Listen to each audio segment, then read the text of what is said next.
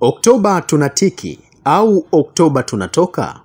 Nchi yetu inaendeshwa kwa katiba, sheria, kanuni na mila na desturi. Huu ndio utaratibu halali kabisa tuliojiwekea. Huu ni wakati wa uchaguzi, na kwa utaratibu tuliojiwekea tutachagua serikali na kuiweka madarakani.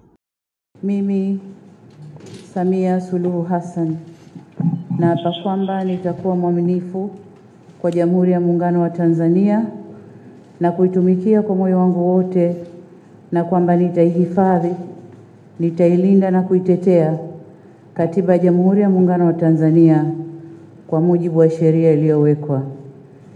Mwenyezi Mungu nisaidie. Ukiwa unadai haki yoyote ile, lazima uwe ndani ya huu utaratibu uliopo tuliojiwekea kama taifa.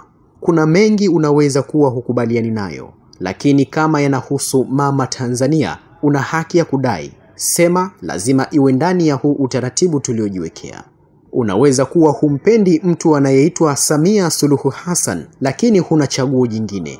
Utamheshimu kama rais aliyepo, na kama hutaki uongozi wake, una haki ya kumkataa, lakini ndani ya utaratibu tuliojiwekea kama taifa. Wewe ukiwa unamkataa, jiandae kushindana na wale wanaomkubali.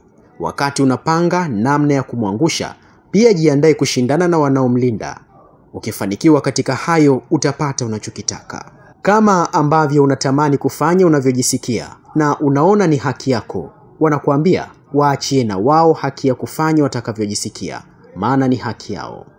Lakini pia jua kwamba unaweza kuwa huamini katika uchaguzi na hutaki kushiriki. Una haki ya kuamini unavyoamini, na una haki ya kuchagua kutoshiriki, lakini ndani ya utaratibu. Ukivunja sheria utachukuliwa hatua. Ukifanya fujo utatulizwa. Ukisema unataka kutumia haki yako ya kuandamana kwa kuwa wewe hutaki kushiriki uchaguzi, hakikisha unatumia haki hiyo bila kuwaathiri wale ambao wanashiriki uchaguzi.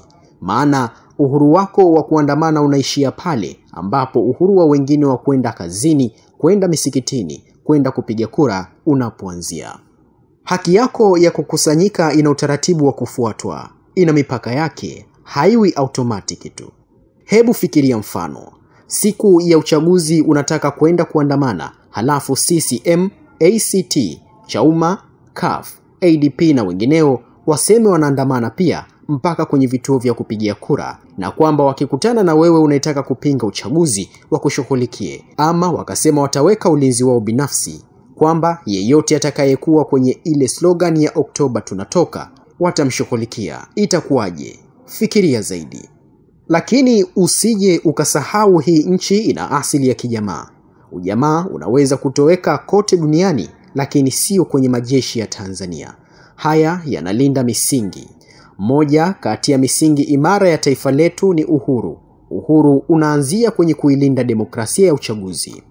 Unajua, unaweza kuwa hukubaliani na maamuzi, na wakati mwingine yamekuumiza sana, lakini la muhimu ni kuheshimu maamuzi. Kama ambavyo wewe unataka maamuzi yako yaheshimiwe, vivyo hivyo na wengine nao wanataka iwe. Nani ni nani katika hili? Kwa hakika amani ni tunda la haki, ila hakuna haki isiyo na mipaka. Uko huru mpaka pale utaratibu utakapoanzia. Una haki mpaka pale mipaka yako inapoanzia. Watanzania wanayajua haya vizuri. Wanaheshimu katiba, sheria, kanuni na mila na desturi tulizojiwekea kama taifa, na ndiyo maana tuko hapa tunasonga mbele. Mwandishi wa makala hii ni mwanafalsafa, mjasiriamali, mwanadiplomasia, mwanaharakati na msomi Dr. Hamisi Kigwangalla, anayedai kuitwa Jobless wa taifa.